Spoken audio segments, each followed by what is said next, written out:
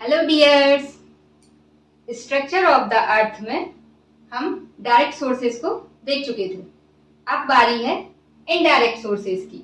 और अगर आपने पहले वो वीडियो नहीं देखा है तो पहले वो देखिए, तब आपको क्लियरली ये समझ आएगा। चलिए देखते हैं फिर।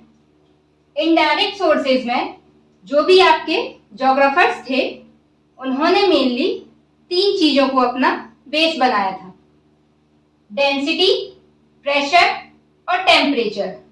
इन तीनों में ही मैं कुछ टर्म्स को यूज करूंगी, जैसे कि डेंसिटी के लिए कैपिटल डी, प्रेशर के लिए कैपिटल पी और टेम्परेचर के लिए कैपिटल टी, जिनको हम 1 बाय 1 करके देखेंगे। देखिए, जो डेंसिटी है उसके मतलब डेंसिटी के लिए जो आपके ज्योग्राफर्स थे उनका कहना था कि जो ये हमारी अर्थ का हमने एक पीस ले लिया, ये है अपर अर्थ यानी कि अर्थ का क्रस्ट, और ये नीचे की तरफ जाने पे ये है कोर यानी ये सेंटर वाला पार्ट। तो जो ज्योग्राफर्स थे उनका कहना था कि जो डेंसिटी है वो क्या हो रही है, क्रस्ट से कोर की तरफ जाने पर धीरे धीरे क्या हो रही है, बढ़ती जा रही है यानी इंक्रीज हो रही है। तो क्या हो रहा है, यहां से जब ऐसे जा रहे हैं नीचे की तरफ जा रहे हैं तो डेंसिटी क्या हो रही है, इंक्रीज हो रही है।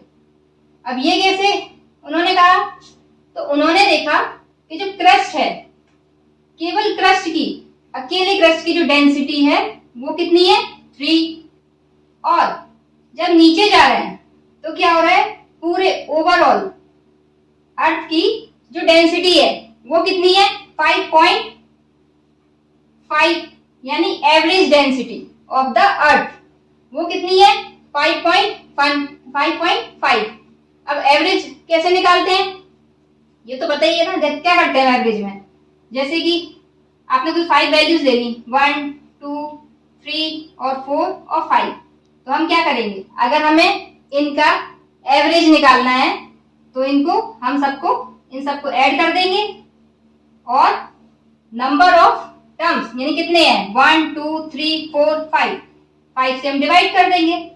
तो ये कितना आ रहा है, जैसे हमने ये 1 से लेके 5 तक ली थी तो ये आपका एवरेज आ रहा है 3। तो ये 3 आ रहा है, तो इसमें एवरेज मतलब यानी पूरी ओवरऑल।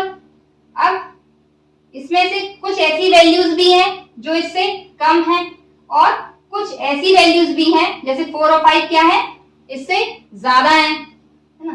तो अब जो डेंसिटी थी, डेंसिटी में अब जो टोटल डेंसिटी थी यानी एवरेज डेंसिटी वो थी 5.5, जबकि केवल ये वाला हिस्सा ये 3 था।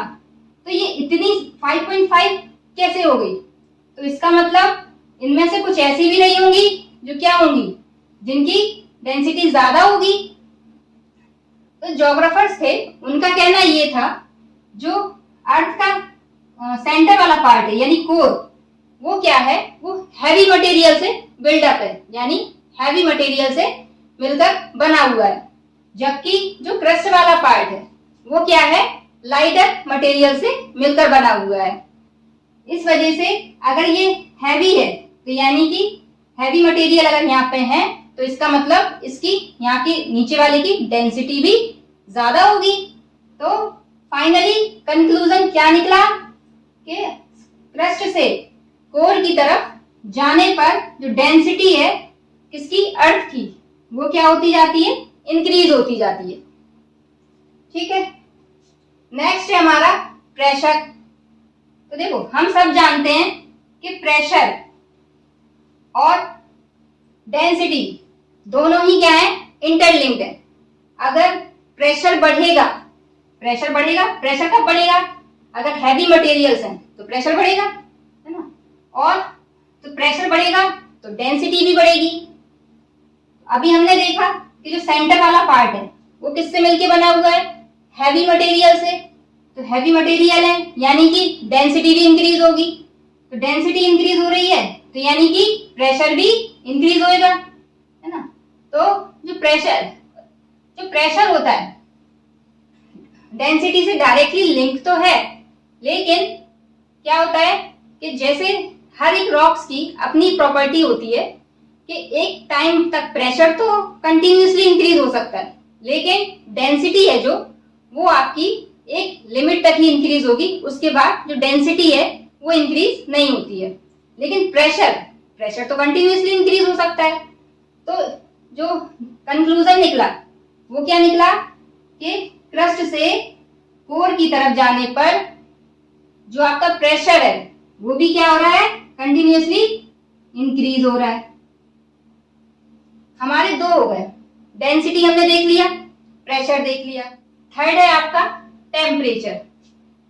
टेम्परेचर क्या होता है, जो हमारी अर्थ है, अर्थ के जो स्टार्टिंग, अर्थ के अगर 32 किलोमीटर गहराई पे जाएं तो क्या होता है, 1 डिग्री सेल्सियस टेम्परेचर इंक्रीज होता है। ठीक है, 32 मीटर गहराई पे जाने पे क्या हो रहा है, आपका 1 डिग्री टेम्परेचर इंक्रीज हो रहा है। वहीं इसके आगे यानी कि फर्स्ट 100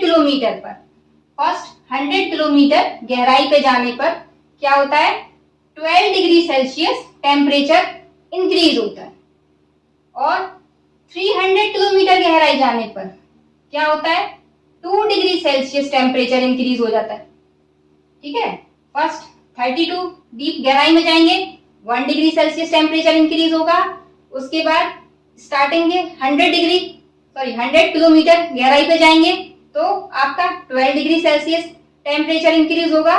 वहीं 300 किलोमीटर गहराई पे जाने पर क्या होगा, आपका 2 डिग्री सेल्सियस टेम्परेचर इंक्रीज होगा। और इसके बाद 300 किलोमीटर गहराई के बाद क्या होता है, हर 1 किलोमीटर पर 1 डिग्री सेल्सियस टेम्परेचर बढ़ता जाता है। अब क्रस्ट से कोर तक की जो लेंथ है या डिस्टेंस है वो तो बहुत ज्यादा है, थोड़ी बहुत थोड़ी ना है।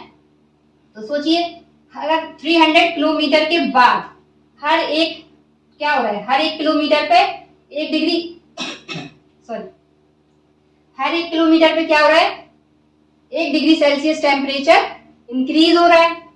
तो फाइनली कंक्लूजन क्या निकला, क्रस्ट से कोर की तरफ जाने पर टेम्परेचर जो है वो भी क्या हो रहा है, इंक्रीज हो रहा है।